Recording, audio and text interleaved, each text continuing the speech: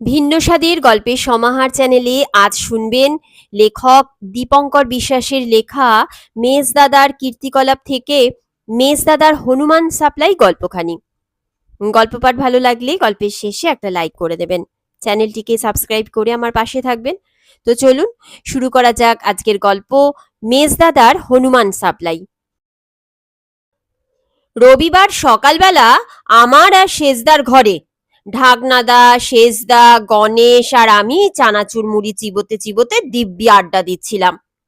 হঠাৎ মেজদা ঘরে ঢুকলো ঝড়ের মতন, হাতে রবিবারের খবরের কাগজ। মেজদার চেহারার ওপর নজর বুলিয়েই বুঝলাম উত্তেজনাপূর্ণ খবর একটা আছেই আছে। ঠিক মেজদা চার ভাঁজ করা খবরের কাগজটা এগিয়ে দিল আমাদের দিকে। নীল কালির বর্ডার দেওয়া ছোট একটা বিজ্ঞাপন। আমরা হুমড়ি খেয়ে পড়লাম। হনুমান চালান দিবার উপযুক্ত লোক চাই, হনুমান সম্বন্ধে অভিজ্ঞতা বাঞ্ছনীয়, হনুমান প্রতি উপযুক্ত মূল্য দেওয়া হইবে। বিজ্ঞাপনটা দিয়েছে গার্ডেনের কর্তৃপক্ষ। আমরা চমকে আর আঁতকে উঠলাম একই সঙ্গে। মেজদার নজরে বিজ্ঞাপনটা শুধু পড়েইনি, মেজদা বিজ্ঞাপনে কালির বর্ডার দিয়ে রেখেছে, মানে ব্যাপার কেলেঙ্কারির, ঝড় একটা আসছেই। মেজদা মাধ্যমিক পরীক্ষায় সেকেন্ড হয়ে স্কলারশিপ পাবার পর থেকেই আমাদের রাজার মতন হয়ে আছে। আমাদের যাবতীয় শখ আবদারের খরচা মেজদা চালায়, তার বদলে আমাদের মেজদার সব তালে তাল দিতে হয়, নাচতে হয়। এই কদিন আগে আমরা মেজদা সাইকেল শেখার গুঁতো কোনো রকমে কাটিয়ে উঠেছি। মেজদা আবার হনুমান চালান দিতে চাইছে না তো? তাহলে ফের এক নতুন ঝঞ্ঝাটে সৃষ্টি হবে। তুমি কি হনুমান চালান দেবার কথা ভাবছো নাকি? ভাবার তো কিছু নেই, একরকম ঠিকই করে ফেলেছি। তোদের কল্যাণে ব্যাংকে স্কলারশিপের টাকা প্রায় শেষ। কিছু টাকা রোজগার না করলে তোদের এই নবাবি টিকবে কেমন করে? শেষদার স্বতঃস্ফূর্ত স্বর বেরিয়ে এলো। শেষদা বলতে চাইছিল মরেছে, কিন্তু আমি জানি মেজদার এই উচ্ছ্বাসে হঠাৎ বাধা দিলে আমাদের হাত খরচায় টান পড়তে পারে। তাই আমি তাড়াতাড়ি বলে উঠলাম, ঠিক ঠিক বলেছ শেষদা, মজার হবে, খুব মজার হবে। তা তোদের যদি ভয় থাকে তো হনুমান চালান আমি একাই দেব, কিন্তু যা পাবো তার থেকে একটা জিলিপিও কাউকে। আমি একবার আড়মোড়া ভাঙলাম। মেজদার সাইকেল নিয়ে হুজ্জতির গায়ের ব্যথা পুরোপুরি মরেনি, কিন্তু মনে হচ্ছে উপায় নেই। আমরা জানি হনুমান চালানটা বেশ লোমহর্ষক ব্যাপার বলেই মেজদার উৎসাহ দপ করে জ্বলে উঠেছে। লোমহর্ষক অংশটা বাদ দিলেই মেজদার সব উৎসাহ দপ করে নিভে যাবে। আমি শেষ চেষ্টা করলাম। মেজদা, ওটা হনুমান চালান হবে না, হনুমানের খাবার চালান হবে। কাগজে এন্তার ভুল ছাপে, এই তো সেদিন ছেপেছিল পুলিশের গুলিতে বকের মৃত্যু। আমরা তো পড়ে হতভাগ, কিন্তু ওটা আসলে। শেষদা বাধা দিয়ে বলল, জুজু। কি? জুজুৎসুতে বকের মৃত্যু? না, এই যুদ্ধে বকের মৃত্যু। আমি আর শেষদা এক ঘরে থাকি বলে আমি শেষদার কথা চট করে বুঝতে পারি। আমি বুঝিয়ে দিলাম, শেষদার ঠিক মনে আছে, ওটা যুবক ছাপতে গিয়ে ভুল করে বক ছেপেছিল। পুলিশের গুলিতে যুবকের মৃত্যু। আমার মনে হয় ঠিক সেই রকমই ভুল করে হনুমান সাপ্লাইয়ের কথা ছেপেছে। ঢাকনাদার চোখে দেখলাম একই আশঙ্কা। হ্যাঁ রে, আমারও মনে হয় ভুল চেপেছে কাগজে। এত রকমের সাপ্লায়ার দেখেছি, কিন্তু হনুমান সাপ্লাইয়ের কথা জীবনে শুনিনি। গণেশও লোমহর্ষক কিছুর গন্ধ পেলেই লাফিয়ে ওঠে। মেজদারও বাড়া। না মেজদা, আমার ধারণা ওরা ঠিকই ছেপেছে। লোকে টাকা পেলে সব সাপ্লাই করে, হাতি জাঁতি, ফুলের তোড়া, শিলের নোড়া, দাঁতের মাজন থেকে শিবের গাজন সব। হনুমান সাপ্লাই করবে না কেন? মেজদা বলল, আমারও তাই অনুমান। হনুমান সাপ্লাই করার লোক আছে। তোদের কি ধারণা চিড়িয়াখানার সব জন্তু জানোয়ার ম্যানেজার নিজে গিয়ে ধরে আনে? আফ্রিকা গিয়ে সিংহ আর জিরাফ ধরে, তারপর বাঘ ধরতে সুন্দরবনে যায়? সব জন্তু সাপ্লাই করারই লোক আছে। মেজদা বলে চলল। প্ল্যান আমি মোটামুটি ছকেই ফেলেছি। তোরা সকলেই জানিস আমাদের বাড়ির থেকে মাইল তিনেক দূরে পূবে ভগবতী নদীর ধারে যে ব্রিটিশ আমলের বাড়িগুলো আছে তাতে প্রচুর হনুমান বাঁদর টাদর থাকে। আমরা ওখান থেকে এক পিস হনুমান স্যাম্পেল হিসেবে ধরে নিয়ে সরাসরি জু গার্ডেনের কর্তৃপক্ষের সঙ্গে দেখা করব। আমরা সকলে সকলের মুখের দিকে তাকালাম। মেজদা, হনুমান ধরাটা কি সহজ কাজ হবে? কি করে ধরবো তাও ঠিক করে ফেলেছি। কতগুলো মোটা মোটা মর্তমান কলার ভেতর ফুটো করে ঘুমের ওষুধের ট্যাবলেট পুড়ে খোসা টোসাগুলো আবার সেলোটেপ দিয়ে লাগিয়ে দেব। তারপর কলাগুলো ছড়িয়ে দিয়ে এমন মুখ করে বসে থাকবো যেন কিচ্ছু জানি না। হনুমানে কলা খাবেই খাবে, কিছুতেই লোভ সামলাতে পারবে না। তারপর ঢুলতে শুরু করবে। তখন ল্যাং লাগানোর দরকার হবে না, এমনি কুপোকাত হবে। না, ল্যাজ দিয়ে হাত বেঁধে দিলে ব্যাটারা জব্দ হয়। জব্দটা বার করতে শেষদাকে অনেক শব্দ করতে হলো। কিন্তু বাঁদর হনুমান কামড়ে দিলে লোমহর্ষক সিন থেকে গণেশ আর দূরে থাকতে পারলো না। ওর জন্য চিন্তা করো না ঢাকনাদা, যারা হনুমান ধরবে তাদের আমাদের ক্রিকেট সেটের প্যাড, হেলমেট, গ্লাভস সব পরিয়ে দেব বর্মের মতো। হনুমানের বাবাও কিছু করতে পারবে না। তাছাড়া প্রয়োজনে আমি ক্যারাটে চালাবো, ইয়াং ফো। এই সমস্ত বলেই একটা ক্যারাটে সুলভ লাথি ছুঁড়ল গণেশ। শেষদা একটুর জন্য বেঁচে গেল। তার চেয়ে মেজদা গণেশকে একটা হনুমানের পোশাক পরিয়ে। আইডিয়াটা খারাপ না, পরে ভেবে দেখা যেতে পারে। কিন্তু হনুমান যদি ধরাও যায় সেটাকে নিয়ে যাবে কি করে? কেন, একটা নাইলন মশারিতে জড়িয়ে দড়ি টিয়ে বেঁধে নিয়ে কলকাতায় জু গার্ডেন অবধি নিয়ে যেতে গেলে ট্রেন আর বাসের লোকে নির্ঘাত আপত্তি করবে। একটু ভাবলো মেজদা। তাহলে হনুমানটাকে চাদরে পোঁটলা বেঁধে ধোপাদের মতন কাঁধে ফেলে নেব। হনুমান ধরার আগে দরদাম ঠিক করে এলে হতো না? পাঁঠার মতন বকিস না তো, স্যাম্পেল না দেখে দর দেব কি করে? দেখ, দেরি কিন্তু করা চলবে না। একটা কথা খেয়াল রাখবি, ফার্স্ট কাম ফার্স্ট সার্ভ। এই বিজ্ঞাপন কম করেও 3 লাখ লোকের চোখে পড়বে আজ। তার ভেতর যদি 1% হনুমান সাপ্লাইয়ের ইন্টারেস্টেড হয় তো লাইন লেগে যাবে। কারণ র মেটেরিয়াল হনুমানের কোনো দাম নেই। কাল সকালবেলা আমি ভগবতী নদীর তীরে গিয়ে নিজের চোখে দেখে আসবো জায়গাটার হালচাল। তারপর পরশুদিন সকালে সবাই মিলে গিয়ে তাক মাফিক হনুমান ধরার চেষ্টা করা যাবে। কাল সন্ধ্যেবেলা এই ঘরে জরুরি মিটিংয়ে বসবো আমরা। পরের দিন সন্ধ্যেবেলা ঠিক 6:30টার সময় আমরা চা চানাচুর সহযোগে মিটিংয়ে বসলাম। মেজদার উদ্ভাসিত মুখ দেখে কিছু বলার আগে বোঝা গেল যে ভগবতীর তীরের হনুমান বাঁদর ভর্তি দৃশ্য মেজদাকে উৎফুল্ল করে তুলেছে।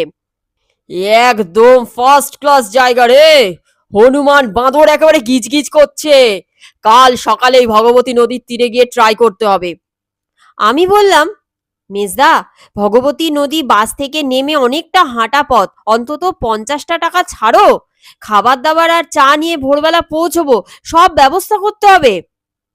মেজদা টাকা বার করতে করতে বলল, এই 2 ডজন মর্তমান কলা আর ঘুমের ওষুধ আমি নিজে দেখে কিনে আনবো। না, কাকা বাবাদের কাউকে কিছু বলার দরকার নেই। হাজার বেকার প্রশ্ন উঠবে।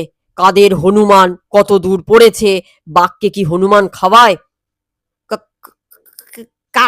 আছি কিনতে হবে হনুমান এই বাঁধার জন্য। এই টাকা দাও। রাত 9টার ভেতর হনুমান ধরার সব ব্যবস্থা পাকা হয়ে গেল। পরদিন খুব ভোরে আমরা প্রথম বাস থেকে নেমে হাঁটতে শুরু করলাম ভগবতী নদীর দিকে, সঙ্গে খাবার দাবার আর জলের বোতল। ঢাকনাদা আর গণেশ দুজনেরই আপাদমস্তক ক্রিকেট প্লেয়ারের ড্রেসে ঢাকা। বাসের লোকেরা অবাক হয়ে তাকাচ্ছিল। ভগবতী নদীর তীরে এই জায়গাটাতে আমি আগে আসিনি। প্রচুর বট, অশ্বত্থ, শিমুল, জারুল গাছ নদীর ধারে। তারপর রাস্তা, তারপর ব্রিটিশ আমলের সব ভাঙাচোরা বাড়ি। বাড়ি আর গাছের ফাঁক দিয়ে সত্যি প্রচুর বাঁদর হনুমান আমাদের দিকে তাকিয়ে রয়েছে। আমরা দূরের দর্শক, প্যাড গ্লাভস পরে ঢাকনাদা আর গণেশ খেলা দেখাতে উদ্যত। হনুমান ধরার খেলা। দুজনের কাছেই ওষুধ ভরা কলার ছড়া। গণেশ উত্তেজিত গলায় চেঁচিয়ে বলল, মেজদা, ঘুমের ওষুধ কাজ করার আগেই এক বেটা হনুমানকে আমি ঠিক জাপটে ধরে বেঁধে ফেলবো। ঢাকনাদা আর গণেশ গরিলাদের মতন পিঠে পিঠ লাগিয়ে দাঁড়ালো। চারপাশে বেশ কটা কলা ছড়িয়ে দিল। ধারী হনুমান আর বাঁদরেরা চারপাশে ঘুরে ঘুরে ওদের পর্যবেক্ষণ করলো।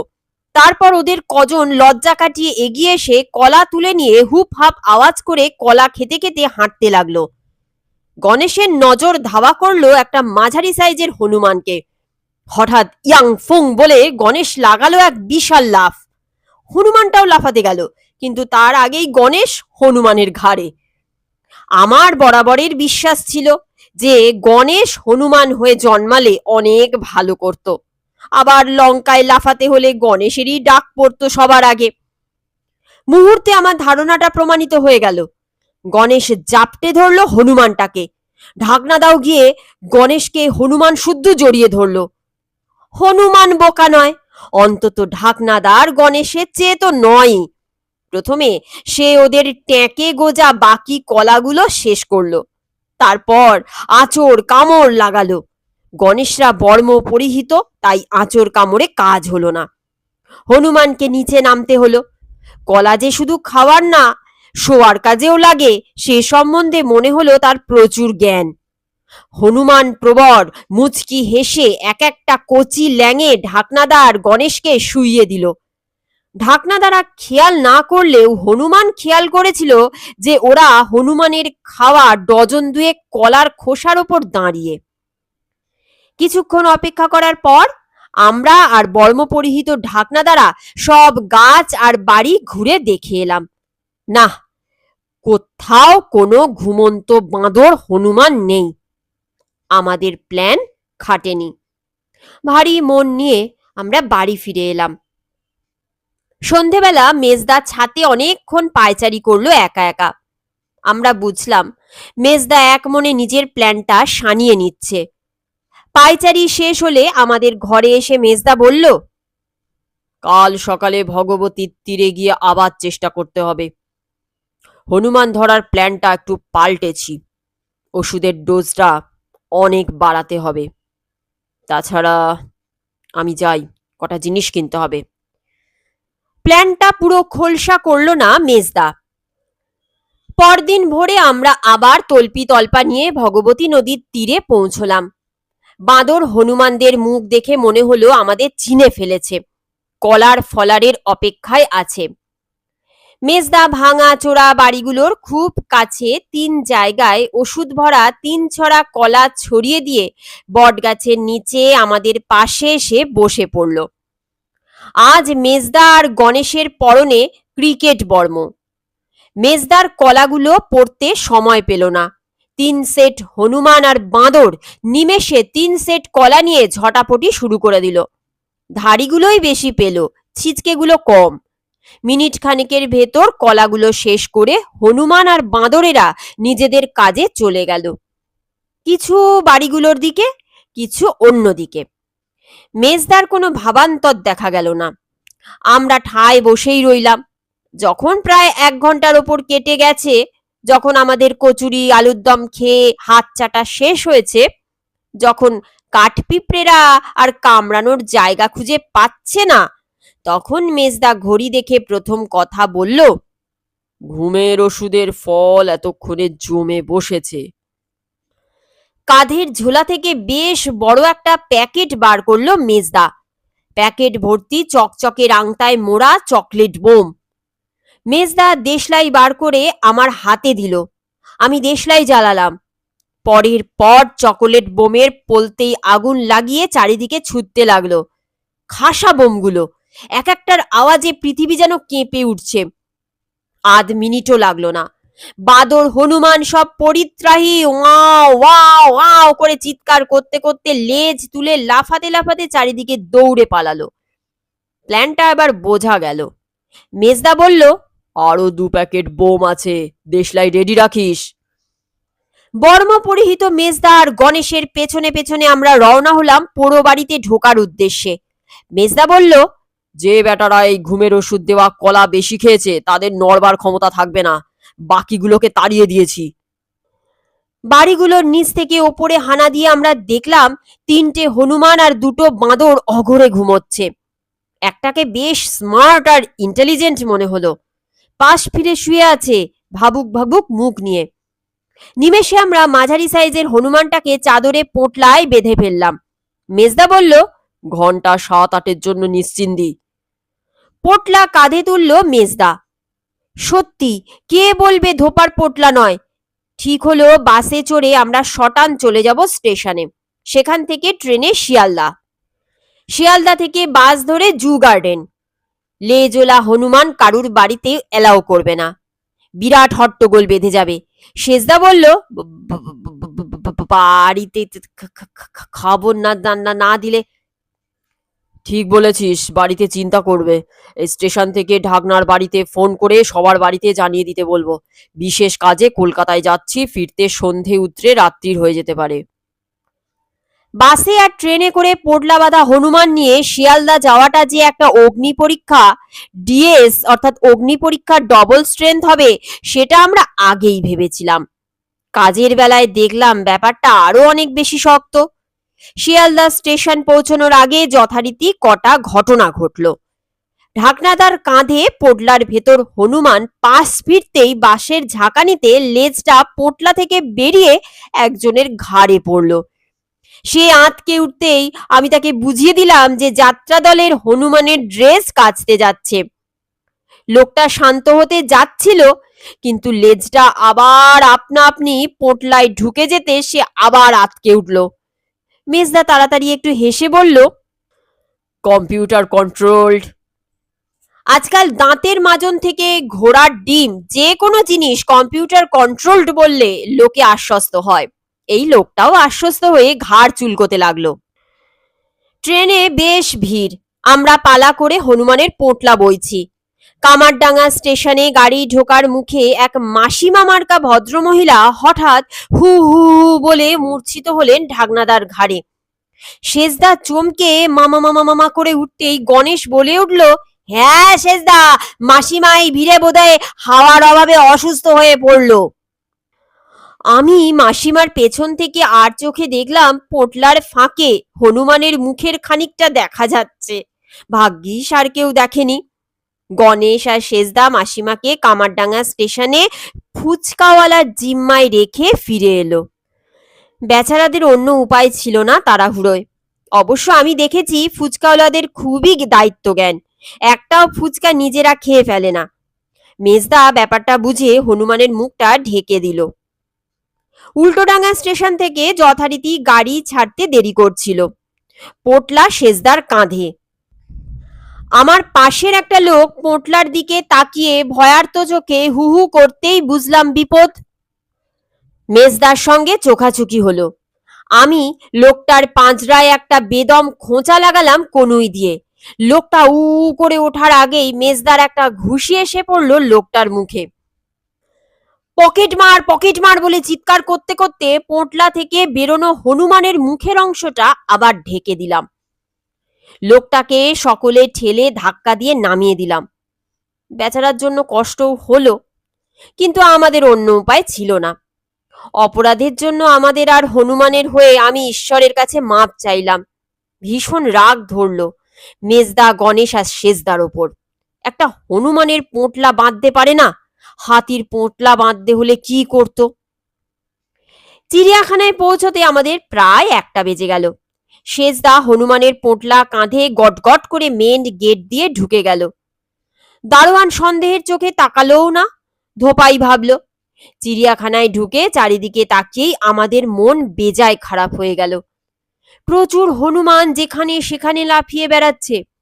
মেজদা দুঃখিত গলায় বলল, এত হনুমান দিয়ে কি করবে বলতো? মনে হয় প্রথমে এখানে জড়ো করবে, তারপর আর্মিতে পাঠাবে। আর্মি হনুমান নিয়ে কি করবে? হনুমান রেজিমেন্ট তৈরি করবে। অনেক দেশের সৈন্যদলেই হনুমান বাঁদর রেজিমেন্ট আছে। কেন, যুদ্ধে কি আলাদা করে বাঁদরামিও করতে হয় নাকি? যুদ্ধটাই তো 2 দেশের বাঁদরামি। হনুমান বাঁদর রেজিমেন্টদের মানুষের মতন সাজিয়ে ছেড়ে দেয়। ওরা প্রথমেই সব কলা মূলো খেয়ে নিয়ে সৈন্যদের ল্যাং ট্যাং মেরে কাত করে, তারপর শত্রুর গুলি গোলাও খেয়ে সাবার করে দেয়। তাদের পেছন পেছন যখন মানুষ বাহিনী ধাওয়া করে, তাদের খাবার আর গুলি গোলা থাকে না। মানুষ বাহিনীর খাবার হনুমানে খেয়ে নেয়? দুঃখের কথা। ওরা তাহলে খায় কি? শত্রুদের মুন্ডু। মেজদা চলো, আর দেরি নয়। মেজদাকে সামনে রেখে সেজদা, গণেশ, ঢাকনাদা আর আমি সেঁধিয়ে পড়লাম চিড়িয়াখানার কর্তৃপক্ষের অফিসে। কর্তৃপক্ষের ঘরটা কিছুটা থানার মতন।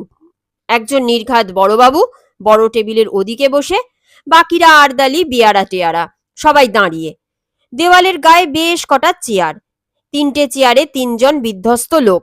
3জনেরই বিভিন্ন জায়গার বিভিন্ন ধরনের ব্যান্ডেজ আর স্টিকিং প্লাস্টার ছড়ানো, জড়ানো বলা চলে। বড়বাবু পানা কর্তৃপক্ষ গর্জন করছিল, হনুমান বাঁদর, হনুমান বাঁদর, হনুমান হনুমান হনুমান। প্রথমে মনে হলো বড়বাবু অন্যদের গাল দিচ্ছে, কিন্তু তা নয়। একটু দম নিয়ে বড়বাবু কন্টিনিউ করলো, শুনে শুনে কান পচে গেল। কেন, আমার চিড়িয়াখানার আর সব জন্তু কি মরে গেছে? হাতি, গন্ডা, জিরাফ, হরিণ কি সব ঘাস কাটছে? কাটছে না স্যার, খাচ্ছে। কিন্তু হনুমানের কথা আপনাকে বারবার শুনতেই হবে। হনুমানে এলাকা কাঁপিয়ে দিচ্ছে। আশেপাশে সব বাজারের বাজরার ওপর বাটপাড়ি চালিয়েছে বেটারা। শাক সবজি ফলমূল সব লোপাট। একজনের ন্যাড়া মাথাকে নারকেল ভেবে ফাটিয়ে দিয়েছে। মাইল 3 ভেতর এমন বাড়ি নেই যেখানে ওরা খাবারের জন্য হানাহানি করেনি। এলাকার সব সিঙ্গারা, জিলিপি, সন্দেশ, তেলে ভাজার দোকানে ওরা ফিনিশ করে দিচ্ছে। অ্যাটাচি খুলে অফিস যাত্রীদের টিফিন পর্যন্ত খেয়ে নিচ্ছে স্যার। তা পুলিশে খবর দেওয়া হয়েছে? হাসালেন স্যার। একটা বীর হনুমান লোকাল থানায় ওসির একদিকে জুলফি ছিঁড়ে দিয়েছে। 3জন কনস্টেবলের ওরা কান মুলে দিয়েছে। 4জনকে মেরেছে ল্যাং, আর একজনের টিকি চিবিয়ে এঁটো করে দিয়েছে, তাকে গঙ্গা স্নান করতে হয়েছে। কি সাংঘাতিক!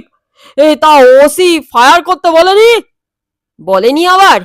পিঠ চাপড়ে, টেবিল চাপড়ে, শেষে কপাল চাপড়ে পর্যন্ত বলেছে, কিন্তু সেপাইরা কেউ বন্দুক তোলেইনি। রাম ভক্তদের দিকে বন্দুক তোলাও নাকি পাপ। তাহলে ওরা কি করছে? ওরা সব ছুটি নিয়ে রামলীলা থিয়েটার করছে আর লাড্ডু তৈরি করে হনুমানদের খাওয়াচ্ছে। সামনে যে বিশাল প্যান্ডেল দেখলেন স্যার, সব কিছু ওখানেই হচ্ছে। আমাকে একটা লাড্ডু খাইয়েছে স্যার, কি চমৎকার খেতে, কি বলবো। আপনি একটা খাবেন নাকি স্যার? বড়বাবু আর চোখে চাইলেন, থাক, দরকার নেই। আপনার নাম করে চাইবো না স্যার, বলবো হনুমানে খাবে। বড়বাবু রয়্যাল বেঙ্গলের মতন গর্জন করে উঠল, শাট আপ! হঠাৎ ওর নজরে পড়ল আমাদের ওপর। কিছু বলার আগে মেজদা কাগজের বিজ্ঞাপনটা বড়বাবুর নাকের ওপর এগিয়ে দিল। ওফ, আমি পাগল হয়ে যাব। আবার হনুমান! এই ব্যান্ডেজওয়ালাদের দেখেছো? এদের চেয়ে ঢের বেশি নাকাল হয়ে অনেকেই ফিরে গেছে। হনুমান ধরার অভিজ্ঞতা আছে? বড়বাবুর তাচ্ছিল্য ভরা কথাবার্তায় মেজদার মেজাজ চড়ে গেল। অভিজ্ঞতা আছে কিনা দেখবেন? আমরা সঙ্গে করে স্যাম্পল পর্যন্ত নিয়ে এসেছি। ওমু, স্যাম্পলটা দেখিয়ে দে। শেষদা আর ঢাকনাদা হনুমানের পোঁটলা নিয়ে আমাদের পাশ কাটিয়ে এগিয়ে গেল। বড়বাবু বাধা দেবার আগেই টেবিলের ওপর রাখা পোঁটলা খুলে দিল শেষদা। হনুমান একবার চোখ খুলে চারদিকে তাকালো, আড়মোড়া ভাঙলো, তারপর বড়বাবুর দিকে পাশ ফিরে আবার চোখ বুজল। চারপাশে আমরা সকলে ভীষণ শঙ্কিত হয়ে উঠলাম। কিন্তু হনুমানের আগেই দুর্ঘটনা ঘটালো স্বয়ং বড়বাবু। প্রচন্ড জোরে আ করে শব্দ করে উঠল। চোখ হলো স্থির, মাথা পড়লো হেলে। শেষদা উত্তেজিত গলায় বলল, কি? মুগ্ধ হলো স্যাম্পল দেখে? মুশড়ে পড়লো মনে হচ্ছে। এই মুর্দা নেহি জিন্দা হ্যায়। আমি বুঝিয়ে দিতে বাধ্য হলাম, শেষদা বলছে মূর্ছা গেল। আমরা ঘটনাচক্রে থমকে গেলাম। মেজদার কথা মতন গণেশ হনুমানটাকে আবার পোটলা বেঁধে ফেলল। 2জন আর্দালি নিমেষে একটা স্ট্রেচার বার করলো। ঘাবড়াইয়ে মত, সাহেবের ফিটের ব্যারাম হায়।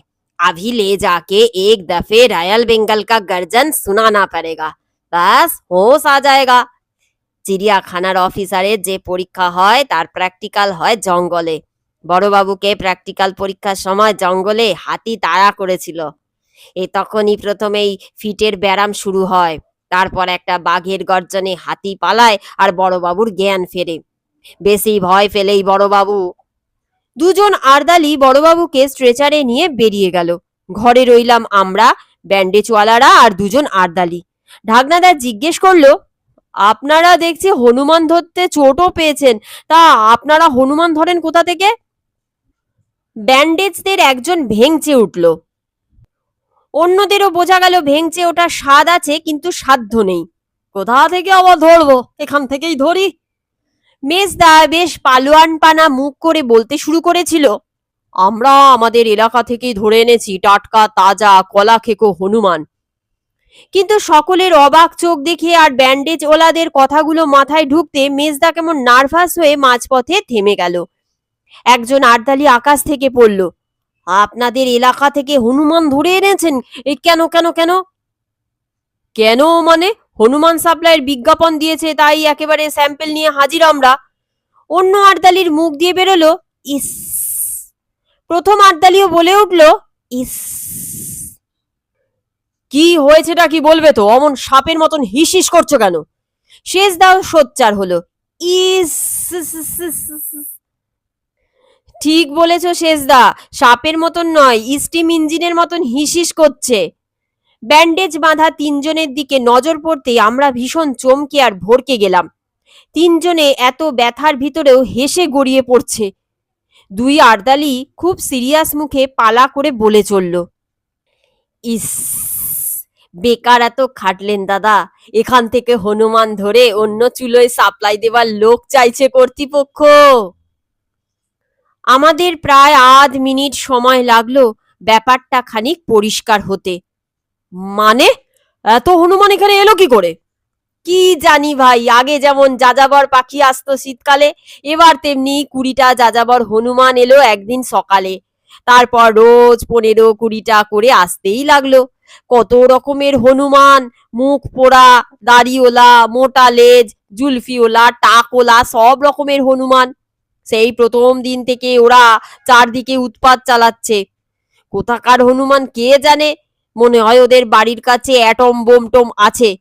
ব্যাস, সব তল্পি-তল্পা গুটিয়ে এখানে। এখন চিড়িয়াখানায় যাযাবর হনুমানের সংখ্যা মোটের ওপর 200। তবে আসাটা বন্ধ হয়েছে। কর্তৃপক্ষ ওদের অন্যত্র সাপ্লাই দেবার প্রাণপণ চেষ্টা করছে, কিন্তু সে কি সহজ কাজ? আমার মাথার ভেতর সব গুলিয়ে গেল। মনে হলো পৃথিবীটা দুলে উঠল। মেজদার মুখ দেখে মায়া হলো। মেজদার পৃথিবীও দুলছে। 3-4 দিনের এত খাটনি, এত খরচ টরচ। চিড়িয়াখানার কর্তৃপক্ষ হতভাগারা হনুমান বাড়াতে চায় না, হনুমান তাড়াতে চায়। মেজদা ধপ করে বসে পড়ল মেঝেতে। যদিও প্রচুর চেয়ার খালি, দুলন্ত পৃথিবী মাথায় নিয়ে চেয়ারে না বসাই ভালো, ডিগবাজি খেতে পারে। আমরাও মেজদার পাশে ধপাধপ বসে পড়লাম। দুঃখের সিনে ধরনীর কোলই ভালো। মেজদা একটু সামলে নিয়ে হতাশ মুখে ব্যান্ডেজদের জিজ্ঞেস করলো, আপনারা ক পিস চালান দিলেন? ব্যান্ডেজরা তিনজনেই হাউমাউ করে উঠল, আমরা 3 দিনে অন্তত 100 হনুমান সল্টলেক থেকে ডায়মন্ড হারবার সব ফাঁকা জায়গায় ছেড়ে এসেছি, কিন্তু হু হু করে ডুকরে উঠল প্রথম ব্যান্ডেজ। হনুমানগুলো আমরা ফেরার আগেই ফিরে এসেছে। ভেঙে পড়ল দ্বিতীয় ব্যান্ডেজ। কি করে বোঝা গেল যে ফিরে এসেছে? 200 থেকে 100 বাদ দিলেও যখন 200 থাকে তখন কি হয়? কি আবার হবে, ভুল অঙ্কের জন্য গোল্লা পায়, বলে উঠল বহু অভিজ্ঞ ঢাকনাদা। না, হাহাকার করে উঠল তৃতীয় ব্যান্ডেজ। বোঝা যায় হনুমান ফিরে এসেছে। আমাদের জাল লাগানো বিশাল লরিতে আধ কাঁদি কলা রাখলে এই নিমেষে ডজন খানেকেরও বেশি হনুমান উঠে পড়ে। তখন দরজা বন্ধ করে সহজেই তাদের নিয়ে দূরে চলে যাওয়া যায়। দরজা খুললেই ওরা ছড়িয়ে পড়ে চারদিকে, কিন্তু হতভাগারা সেই ডায়মন্ড হারবার থেকেও আমাদের আগে ফিরে আসে। কি করে বোঝা গেল যে ওগুলোই ফিরেছে? চিড়িয়াখানার হনুমান এক্সপার্টরা ওদের চেনার জন্য সব ব্যাটার লেজে আলকাতরার ডোরা দিয়ে রেখেছে। আজ আমরা ঘোষ ঘোষ অ্যান্ড কোম্পানি হাল ছেড়ে দিয়ে চলে যাচ্ছি। ওরা জার্মানি থেকে লোক আনছে যারা হনুমান তাড়াবে। মেজদার মাথা খুব তাড়াতাড়ি কাজ করে। সাদে কি আর মাধ্যমিকে সেকেন্ড হয়? এত দুঃখের ভেতরেও হঠাৎ মেজদার মুখ চোখ জল করে উঠল। আবার মনে হলো মেজদা ওই অন্ধকারে আলোর রশ্মি দেখছে।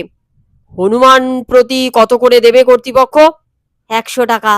আমরা Ghosh Ghosh and Ghosh company earnest money নিয়ে এখন পালাতে পারলে বাঁচি।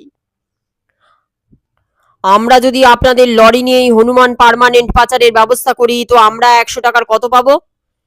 সন্দেহের চোখে ব্যান্ডেজরা একটু ফুসুর ফুসুর করলো নিজেদের ভেতর। যদি ফিরে না আসে তো 50, কিন্তু ওদের পেমেন্টের পর। মেজদা উদ্ভাসিত মুখে চলল। মতি বসাকের কলা বাগান। কটা মাত্রর কথা মগজে ঢুকতেই মুহূর্তে আমাদের সকলের মনেই আনন্দের তুফান উঠল। আমি দেখলাম সকলের মুখে একই সঙ্গে আশা আর জিঘাংসা। মনে পড়ে গেল গত বছরের কথা। আমরা আষাঢ় মাসে এই 5 জনেই মাছ ধরতে যাচ্ছিলাম মতি বসাকের কলা বাগানের ভেতর দিয়ে। অত বড় কলা বাগান বোধহয় ভারতবর্ষে আর নেই। কলাগুলোও দুর্দান্ত। সেজদা আর ঢাকনাদা এক এক কাঁদি খেয়ে নিল। আমরা বাকি 3 জনে 2 কাঁদি। মতি বসাকের লোকেরা ওকে খবর দিল। মতি বসাক ছুটে এসে আমাদের যাচ্ছে তাই যা তা বলল অত কলা খেয়ে ফেলার জন্য। মেজদাও চোটে মোটে টাকা দিতে গেল। মতি বসাক বলল, বাঁদর হনুমানের টাকা আমি নিই না। অপমানিত আমরা মাথা নিচু করে চলে এলাম। মাছ ধরতে যাওয়া আর হলো না। মনের অপমান মনেই ছিল। গণেশ লাফিয়ে উঠল, ইয়াংফু! সেজদা উত্তেজিত হয়ে উঠল। গণেশ বলল, ঠিক, দাদার আইডিয়া তো নয়, আইডিয়ার দাদা। আমি ও সেজদার সঙ্গে একমত। দারুণ প্রস্তাব। মেজদা উত্তেজিত গলায় ব্যান্ডেজদের বলল, আপনাদের মান আর টাকা বাঁচিয়ে দেব। হনুমান এমন জায়গায় ছেড়ে আসবো যেখান থেকে ওরা স্বপ্নেও ফিরবে না। ডায়মন্ড হারবারের মতনই দূর হবে ওখান থেকে। একটু ভাবলো মেজদা, তবে অন্তত 500 টাকা অ্যাডভান্স দিতে হবে আমাদের। ব্যান্ডেজ পরা নিজেদের ভেতর আলোচনা করে 300 টাকা দিতে রাজি হলো। আমরা ঠিক করলাম সন্ধ্যের পর রওনা দেব হনুমান নিয়ে। গণেশ হনুমানের পোঁটলাটা কাঁধে ফেলে বেরিয়ে যেতে যেতে বলল, দেখি ওর বদলে কটা লাড্ডু অন্তত জোটে কিনা। আমি মেজদাকে বললাম, মেজদা, সকলের বেদম খিদে পেয়েছে, আর দেরি হলে। 5 মিনিটের ভেতর গণেশ ফিরল নাচতে নাচতে, হাতে একটা বাক্সে 20টা লাড্ডু। পেয়েছে ঘুমন্ত হনুমানের বদলে। আমরা লাড্ডুর ভাগ সকলকে দিয়ে বেরিয়ে পড়লাম আহারের সন্ধানে। সন্ধ্যের মুখোমুখি আমরা ব্যান্ডেজদের কেরামতি দেখে মুগ্ধ না হয়ে পারলাম না। ওদের জাল লাগানো লরিতে ওরা কলার কাঁদি রেখে 25টা হনুমান ধরে ফেললো অনায়াসে। মেজদা একটা সাদা পিভিসি রঙের কৌটো আর একটা লম্বা ব্রাশ কিনে এনেছিল। সেগুলো গণেশকে দিয়ে বলল, গণেশ, তোর একটা শক্ত কাজ আছে। এই লম্বা ব্রাশটা দিয়ে সব ব্যাটার গায়ে এক পোঁচড়া করে সাদা রং লাগিয়ে দিতে হবে। ওটা তুই ছাড়া কেউ পারবে না। ক্রিকেটের বর্ম চড়িয়ে নে। গণেশ লোমহর্ষক কাজ মাত্রেই এক কথায় রাজি। সত্যি এলেম আছে গণেশের। লরির ভেতর ঢুকে আর বাইরে থেকে সবকটা হনুমানের গায়ে এক পোঁচড়া করে রং লাগিয়ে দিল। মেজদা বলল, এরপর বোঝা যাবে এই ব্যাটারা ফিরেছে কিনা। রাত 10টার সময় ঘুটঘুটে অন্ধকারে মতি বসাকের কলা বাগানের পাশে লরির দরজা খোলা হলো। মুহূর্তে লরি ফাঁকা। ঢাকনাদা অবাক গলায় বলল, বাহ বাহ, হনুমানে অন্ধকারেও এত কলার গন্ধ পায়। আমাদের বাড়ি চিনে নিয়ে ফেরত এলো ব্যান্ডেজরা। আমরাও ওদের নাম, ঠিকানা, ফোন নাম্বার সব লিখে রাখলাম। বাকিটা সংক্ষিপ্ত। একটা হনুমানও ফেরত যায়নি। আমরা ঘোষ ঘোষ অ্যান্ড ঘোষ কোম্পানির কাছ থেকে আমাদের বকেয়া টাকা পেয়ে গেছি। মতি বসাকের কলা বাগানের নাম হনুমান বাগান হয়ে গেছে। কাগজে আবার বিজ্ঞাপন দেখেছি, হনুমান চালান দেবার লোক চাই। এবার বিজ্ঞাপন দিয়েছে মতি বসাক। যতদূর জানি যারা এসেছিল তারা অনেক চেষ্টার পর শুধু হাতেই ফিরে গেছে। থুড়ি, শুধু হাতে নয়, ফিরেছে হাতে পায়ে ব্যান্ডেজ নিয়ে।